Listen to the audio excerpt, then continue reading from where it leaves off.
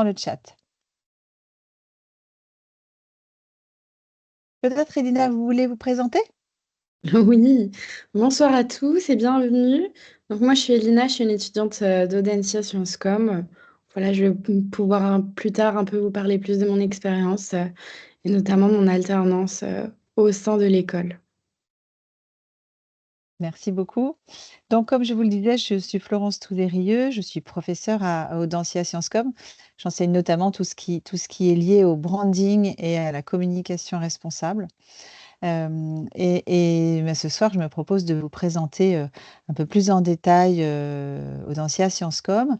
Et puis, bien sûr, après, on pourra évoquer le parcours d'Elina et répondre à vos questions si vous en avez bien entendu.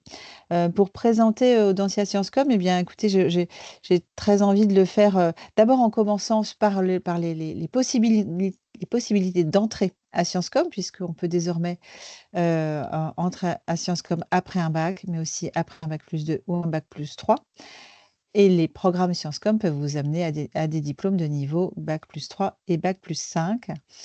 C'est une école reconnue par l'État, bien sûr. Son diplôme bac plus 5 est visé et son diplôme bac plus 3 est en cours d'évaluation au ministère. Mais d'ores et déjà, puisque l'année de bac plus 3 existe depuis déjà pas mal de temps à Sciences Com, et on a été nommé premier bachelor en communication au classement Universal ces dernières semaines, ce qui est une belle satisfaction pour nous, bien sûr.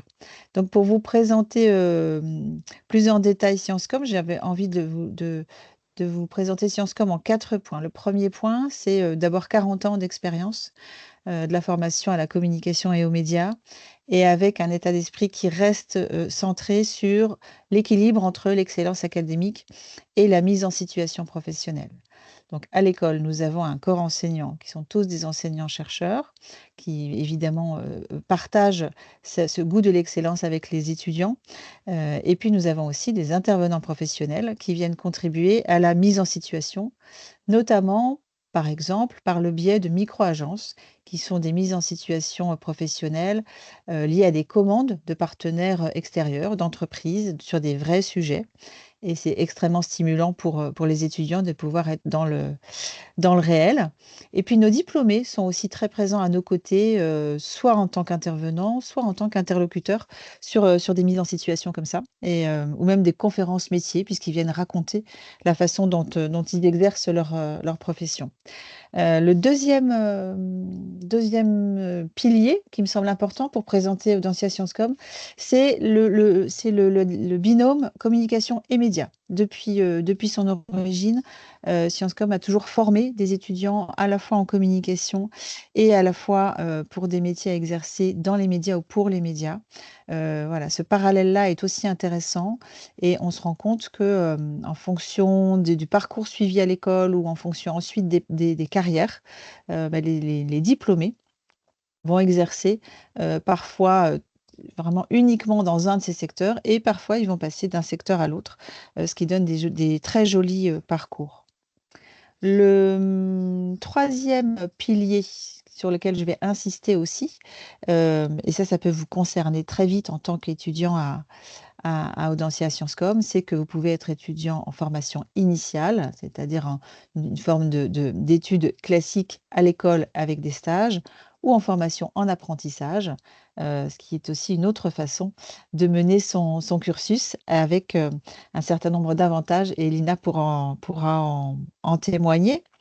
Bien sûr, on pourrait parler aussi au sein de la pédagogie, de la capacité à personnaliser des parcours à Sciences Com, à être accompagné par des consultants conseil carrière qui vous aident à affiner votre projet professionnel, à l'individualiser, puisque tous les étudiants d'une promotion sont des étudiants différents.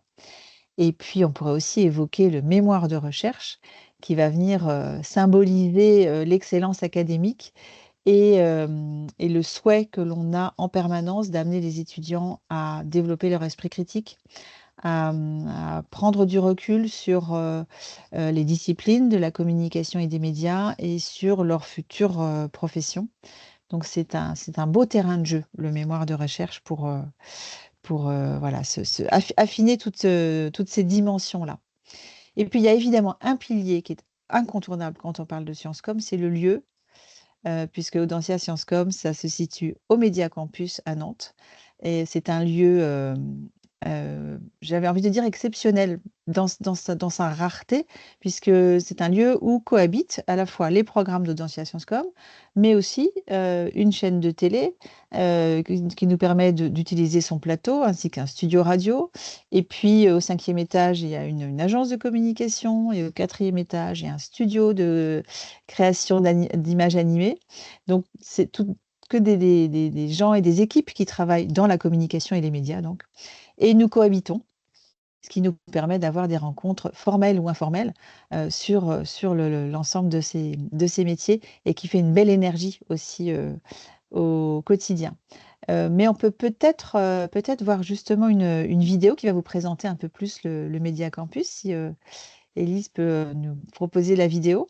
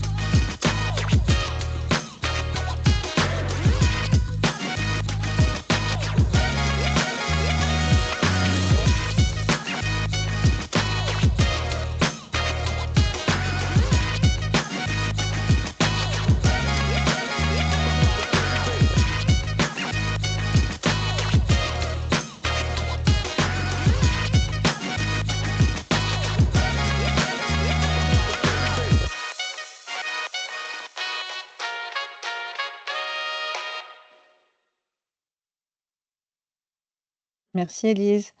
Donc vous avez pu découvrir en images le Média Campus. Vous voyez l'énergie qui y règne et la possibilité donc d'échanges entre professionnels de la communication et des médias. Peut-être, Elina, vous pouvez nous parler de votre expérience et aussi possiblement de votre parcours antérieur. Voilà, comment vous êtes arrivé à Audencia Sciences Com et comment vous vivez ce programme et puis la vie d'une jeune salariée, puisque vous êtes apprentie aussi. Oui. Bah, alors moi, j'ai intégré Audencia, du coup, Sciences Com à la rentrée, donc en septembre 2024. Donc pour le cycle master, donc c'est parti pour 2 ans de master. Donc en tant qu'apprenti, je, je fais mon apprentissage tout simplement en fait dans une agence de relations presse qui est située à Nantes. Donc voilà, mon job, on va dire, c'est vraiment de contacter les journalistes et puis en plus, après, mettre mes clients voilà, dans les magazines, avoir des parutions, etc. Donc, ça va être vraiment ça, la mission principale, on va dire. Et puis après, bien évidemment, il y a la rédaction de communiqués de presse. Il y a aussi, nous, on nous a proposé de faire un outil propre aux alternants. Et donc, du coup, voilà, on a plein de choses à faire. En tout cas, enfin, dans mon alternance, donc c'est plutôt bien. Voilà, je vois qu'il y a déjà une question. Tu as trouvé ton alternance par toi-même. Alors, ce qui est bien, un point très important quand même à Audencia Sciences Com, qui n'est pas à négliger, c'est que dès le moment où vous êtes pris à Audencia Sciences Com, vous avez un vrai accompagnement, en tout cas dans ce qui est de la recherche de l'alternance. Donc en fait, vous allez avoir toutes les référentes d'apprentissage qui vont vous envoyer des offres d'alternance, mais bien évidemment, faut aussi travailler de son côté. Voilà, faut aussi, bien sûr, on nous aide pour faire la lettre de motivation, le CV, etc. Mais d'un autre côté, il faut quand même que nous, on cherche de nous-mêmes. Enfin voilà, puis les offres qui sont proposées par Audencia ne sont pas forcément celles qui nous conviennent le mieux. Parce qu'au final, trouver une alternance, il faut vraiment réfléchir en fonction de nos appétences. Voilà, enfin, faut vraiment le vivre comme un projet, le chercher comme un projet, voir dans quel type d'entreprise on veut travailler, etc. Voilà, je ne sais pas si j'ai répondu à la question. Je pense que oui. Voilà, donc ça, en tout cas, c'est pour de la recherche d'alternance. Donc, pas d'inquiétude, vous êtes bien logé chez Audencia Sciences Com. Ça, c'est un bon point quand même. Après, en ce qui concerne du coup mon parcours, donc moi j'ai vraiment un parcours type de la communication, on va dire. Voilà, j'ai terminé mon bac avec les spécialités HLP et donc du coup maths, donc choses qui n'ont rien à voir. Je suis partie en licence de communication donc, pendant 3 ans. Et puis, donc avec des stages, enfin voilà, des cours, des partiels, de l'amphithéâtre, plein de choses comme ça. Et puis après, vient le moment où il faut trouver un master, voilà, parce que j'avais envie de continuer mes études. Et bien évidemment, le petit problème qu'on rencontre, en tout cas quand on cherche un master en communication, c'est aussi bah, voilà, qu'il y a beaucoup de masters qui sont spécialisés, des masters, on appelle ça aussi, enfin voilà, des masters qui sont reconnus en France, mais pas partout dans le monde. Donc voilà, moi, en tout cas, c'est le critère principal qu'il me fallait et c'est pour ça que j'ai vraiment choisi Audencia tout d'abord. Voilà, Le je critère de la pense que j'ai tout dit. reconnaissance. Mm. Oui. Et peut-être dans les matières, les cours que vous avez en ce moment ou les premières expériences de micro-agence, il y a peut-être des exemples qu'on peut donner? Oui, c'est vrai. Alors, dans les cours, donc, en fait, ça va être une formation qui est très complète, que ce soit au niveau bachelor ou au niveau du cycle master. Donc, on va vraiment avoir de tout, la sémiologie jusqu'au marketing, la communication digitale, voilà, la communication politique, environnementale, la gestion de projet, de l'événementiel, du journalisme. Il y a vraiment de tout. Et c'est vrai que du coup, dans certaines matières, on a des micro-agences. Donc, des micro-agences, c'est quoi? C'est en fait une entreprise qui nous donne une problématique. Voilà, par exemple, une problématique, bah, surtout, c'est souvent une problématique voilà, de communication. Et on va devoir trouver une solution, mettre en place des actions de communication en groupe. Voilà, et donc c'est ça une micro-agence. Ça dure sur soit un semestre ou alors voilà, sur plusieurs jours. Et puis, ça constitue à la fin notre projet final, on va dire. Elina, Voilà. est-ce que pour vous, le projet professionnel, il est défini? Est-ce que les relations presse, c'est le projet pour la suite? Non, pas du tout.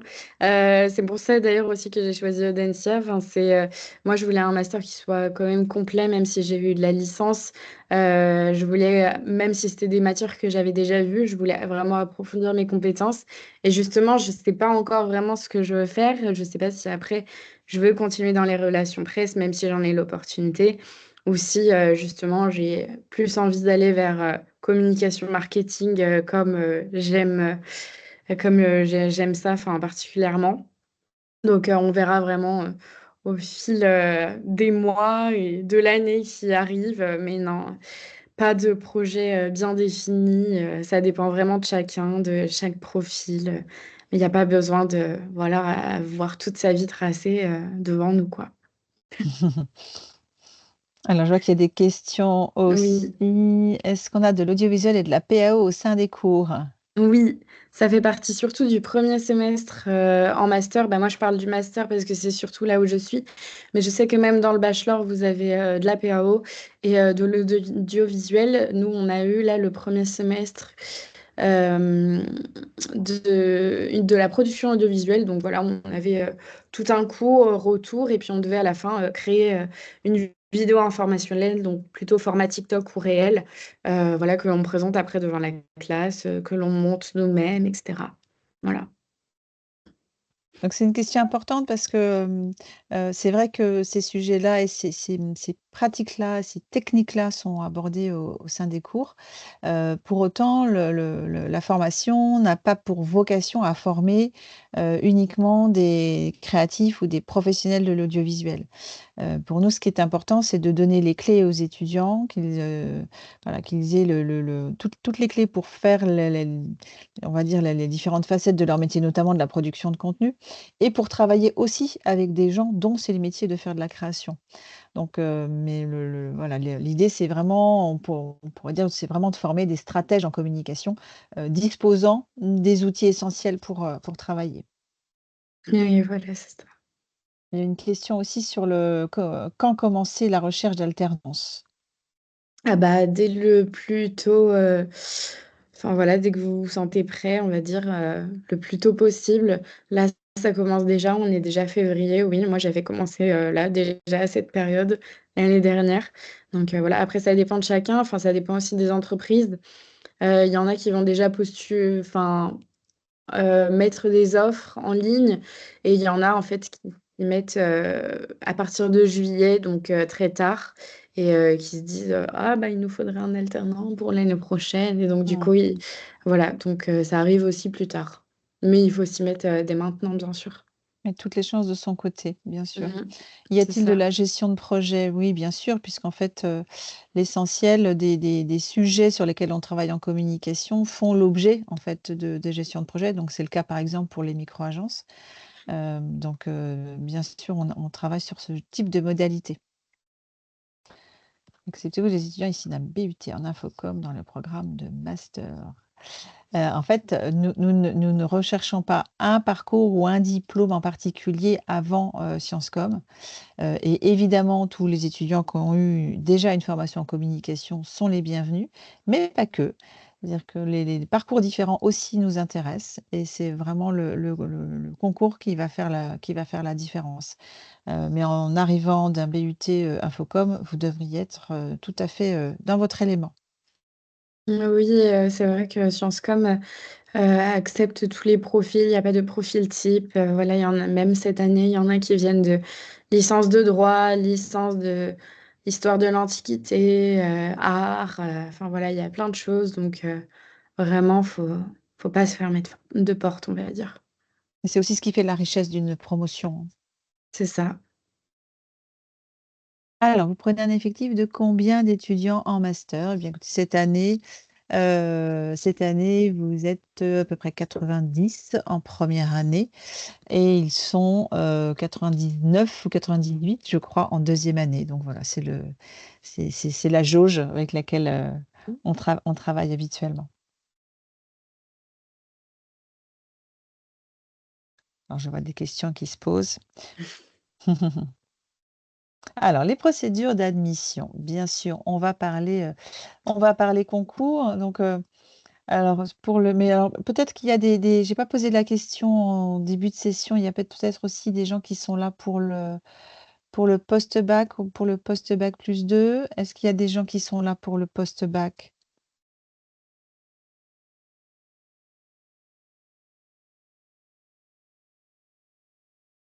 N'hésitez pas à ouvrir vos micros pour nous répondre, hein. On est en petit comité.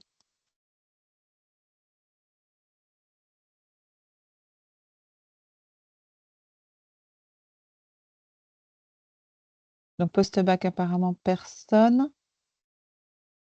Si tel était le cas, hein, il y a le processus, c'est l'inscription sur le portail candidat Audencia, et puis ensuite, les épreuves sont une étude de dossier, les notes du bac, mais je pense que, Élise va vous donner le lien pour avoir tout le détail sur les modalités de concours pour chacun des niveaux. Ça passe systématiquement donc par l'inscription sur le portail, candidat Audencia. C'est de l'ordre de 50 € pour bac+2 ou de, 90 € pour le programme, pour le cycle master. C'est gratuit pour les étudiants boursiers et puis, ensuite, vous aurez un dossier à remplir, qui va être constitué d'un dossier de vos résultats, pour, le post-bac+2 et non seulement de vos résultats, mais aussi d'une note de réflexion, synthétique pour le cycle master. Et puis ensuite, vous aurez des épreuves orales qui vont constituer en un entretien de motivation et un oral d'anglais. Donc, un entretien de motivation où on va notamment rechercher, en fait, on recherche des étudiants qui seront bien à leur place dans ce programme et des étudiants qui seront bien à leur place à cette école. C'est vraiment un échange. Et, en fait, on ne cherche pas, pendant l'entretien de motivation, spécifiquement à valider vos connaissances en communication, mais plutôt, votre curiosité, votre ouverture d'esprit, votre capacité à avoir un regard critique sur le monde qui vous entoure. Voilà, c'est plutôt des personnalités qui nous intéressent. Et puis, il y a aussi la possibilité de se préparer au concours. Peut-être que vous l'aviez fait, Lina, de la préparation? Malheureusement, j'ai pas pu la faire, mais je conseille fortement. Donc cette préparation, hein, j'en parle, vous le trouverez aussi sur les éléments qu'on va vous donner comme information.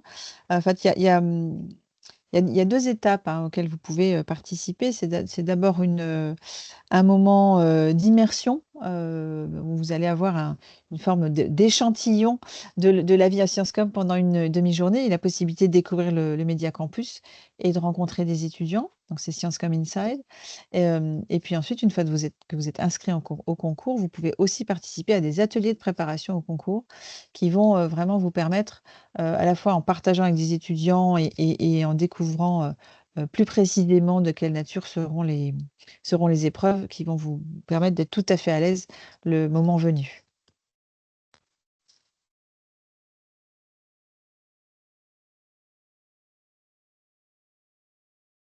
Alors, je vois qu'il y a une question.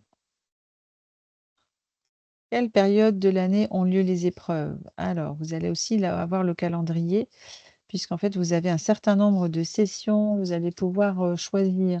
Donc, évidemment, on vous conseille, hein, de vous inscrire dès que vous le pourrez. Et après, vous allez pouvoir passer des sessions, pour les oraux notamment. Ça va s'étaler de la fin février, jusqu'au début juillet. Donc, et vous avez, pour le post-bac plus 2, une dizaine de dates entre donc fin février et début juillet.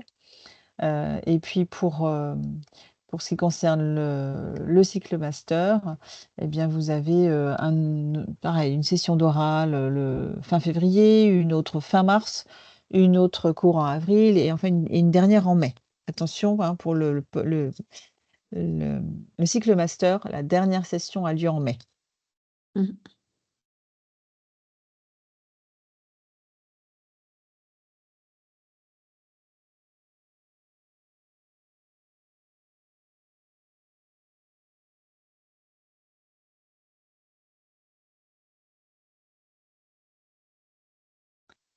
Non, je vois qu'il y a u une question en train d'être rédigée, donc je l'attends.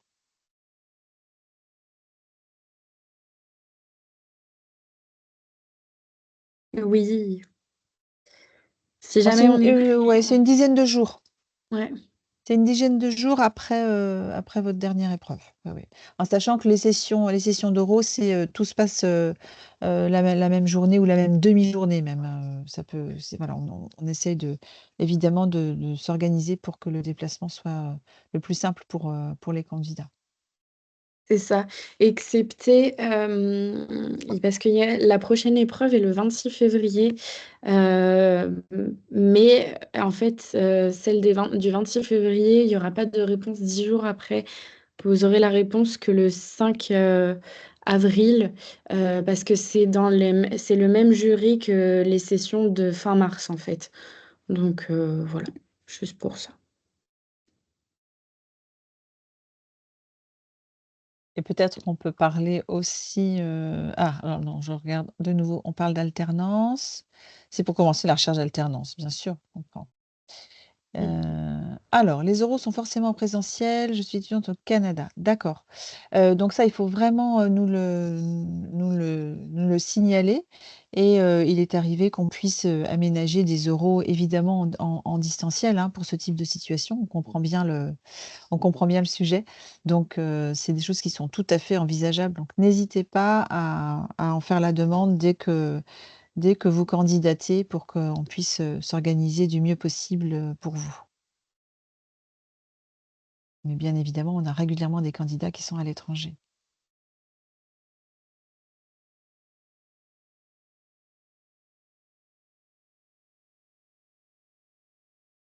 Donc pour préparer tout ça, vous avez un certain nombre de propositions qui vous sont faites, hein. Vous l'avez peut-être déjà vu sur nos documents, mais on peut en reparler. Donc, vous avez, notamment pour ceux qui seraient dans la région parisienne, une journée porte ouverte dans nos locaux d'Audencia, Paris, pour, rencontrer les équipes. Bon, ça ne permet pas de voir le Média Campus, mais c'est bien aussi de voir les équipes. Vous aurez un atelier découverte du concours, le 12 février en ligne. Donc là aussi, hein, comme on le disait tout à l'heure, c'est important de pouvoir, très précisément discuter de comment on remplit ses dossiers, voilà, qu'est-ce qu'il faut mettre en avant dans un dossier ou pendant un entretien de motivation. C'était comment pour vous l'entretien de motivation, Elina? Alors, bah, ça s'est bien passé, dans l'ensemble. Un petit peu stressée quoi, enfin voilà, comme tout le monde. Normal? Mais voilà. Non, mais il faut se démarquer, il faut dire, voilà pourquoi on veut intégrer Audencia, voilà. Ça dépend vraiment, ouais, de la motivation, de ce qu'on dégage, voilà, de la personnalité, voilà. Avec un jury qui est bienveillant. Oui, bien évidemment. On va pas chercher à vous coincer. Non, J'en non, c'est étais où dans agréable. notre calendrier là? Donc atelier découverte concours le 12 février, un Sciencescom Inside, donc découverte du programme au Média Campus, le 5 mars, donc la possibilité donc de partager un moment d'enseignement avec les étudiants dans les programmes en cours, dans les cours qui auront lieu ce jour-là, à Sciencescom. Et puis une matinée porte ouverte à Sciencescom au Média Campus également le 15 mars. Donc c'est aussi un bon moment pour venir, finaliser un projet, voir le Média Campus si vous ne le connaissez pas encore, et rencontrer les équipes et les étudiants qui seront sur place. Et ils sont toujours nombreux à participer. Ils aiment beaucoup, voilà, témoigner de leur, heu, de leur expérience. Une question pour vous. Oui. Alors, c'est vrai que quand j'ai postulé très tôt. J'ai fait la première session de concours, donc le 25 janvier et j'avais d'autres, pistes bien évidemment en tête, mais je n'ai jamais fait d'autres concours pour d'autres écoles. Le premier concours que j'ai fait, c'était pour Audencia et puis, bah, si jamais j'étais pas prise, je faisais les autres concours. Mais non, j'avais, une bonne confiance, d'être prise à Audencia quand même. Ou peut-être pas de la confiance, mais en tout cas, ça pouvait pas être autrement. Voilà.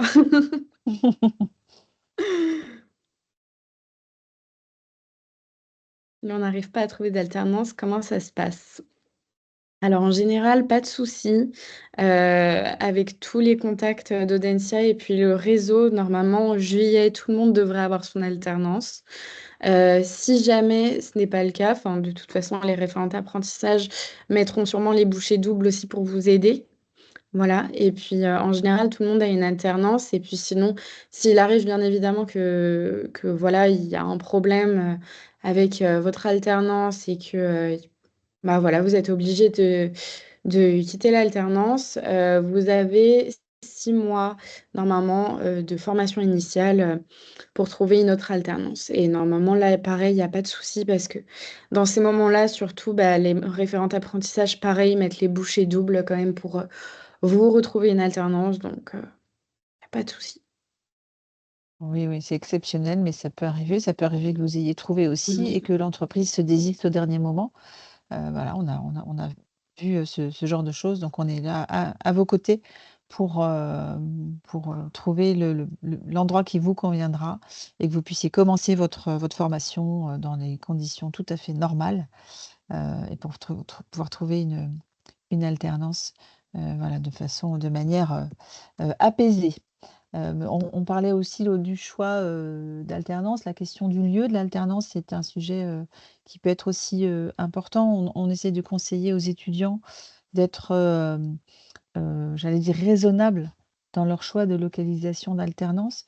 J'ai en tête, par exemple, une étudiante, une candidate de l'année dernière qui souhaitait faire son alternance à Toulouse et qui avait une bonne piste, enfin voilà, qui était très motivée pour cela et on lui a vraiment conseillé de bien réfléchir, parce que, bah, être alternant, c'est un gros rythme, hein, c'est, exigeant à la fois dans sa mission dans l'entreprise et puis à l'école et donc ajouter à ça une distance importante et des transports et du temps de trajet, c'est rajouter de la fatigue.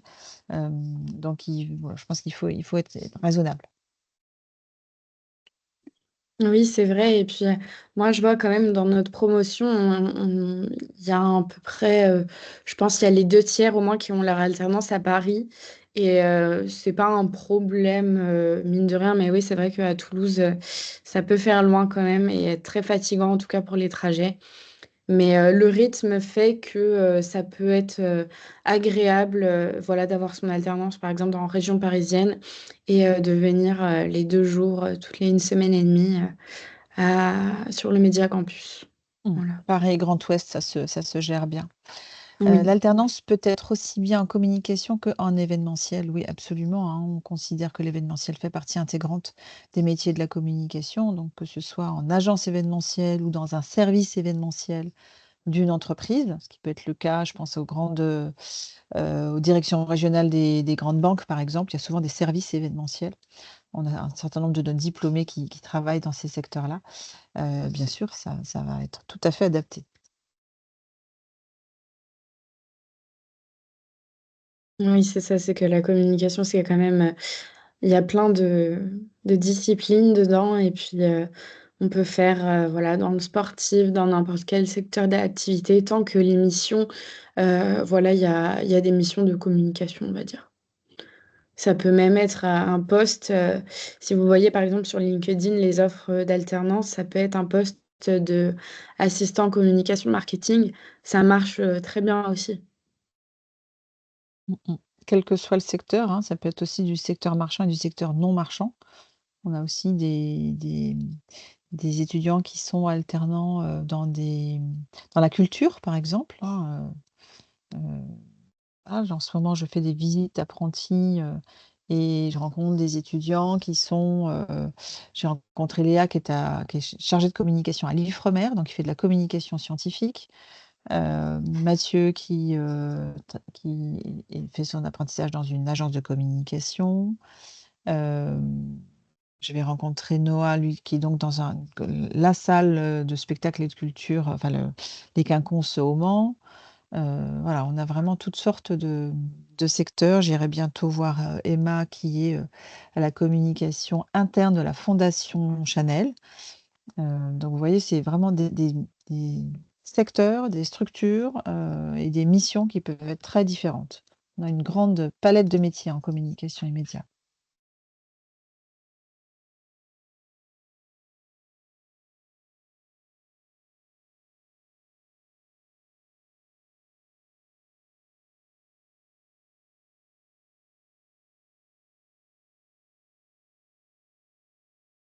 Ouverture internationale avec Audencia. Alors, oui, s'il s'agit, du programme post-bac, puisque les 2 premières années de post-bac se font en formation initiale, donc avec du temps pour pouvoir intégrer, un passage à l'international. En programme, en cycle master, vous n'avez pas l'opportunité de partir à l'international puisque vous êtes déjà fort occupé entre votre apprentissage et les programmes. En revanche, vous avez aussi des cours en anglais et nous accueillons régulièrement des étudiants internationaux.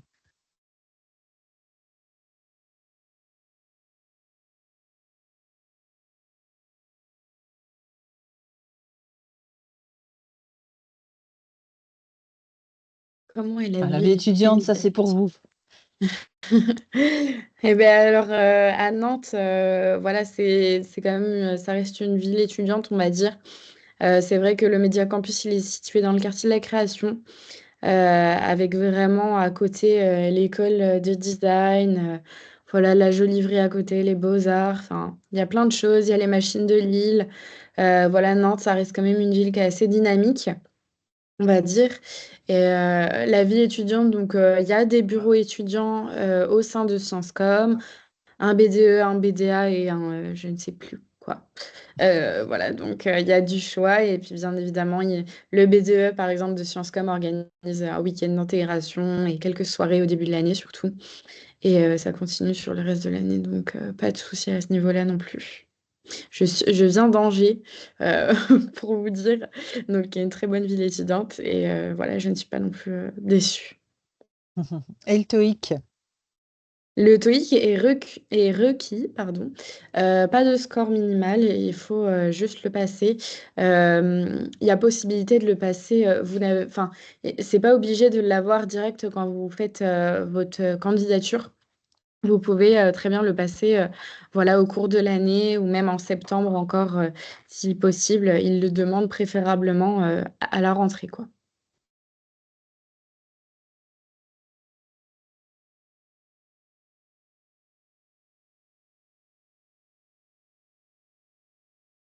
Avez-vous d'autres questions?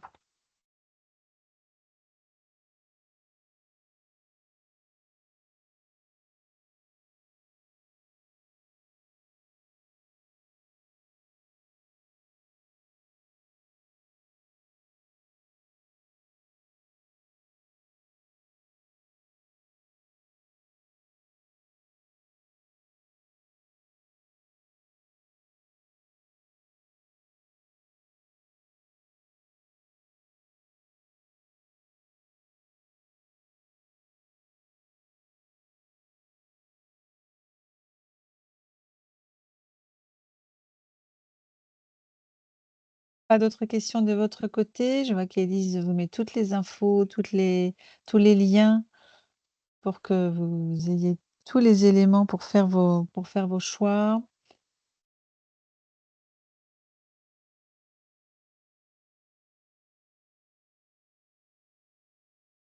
Bon, bah, en tout cas, on vous encourage vraiment à revenir vers nous sur les liens qui vous sont donnés pour poser toutes les questions qui resteraient en cours, tout ce qui peut vous inquiéter, voilà, ou tous les sujets qui pourraient être de l'ordre aussi plus pratique ou liés au contrat d'alternance, par exemple, ou bien parce que vous êtes à l'étranger. Donc, plus on aura vos infos et vos contraintes tôt et plus ce sera facile de vous accompagner dans votre parcours. Donc, n'hésitez surtout pas. Vous voyez que la conversation est facile et que si vous souhaitez aussi discuter avec des étudiants, c'est aussi des choses qu'on peut parfaitement organiser. Je vois qu'Élise écrit un message.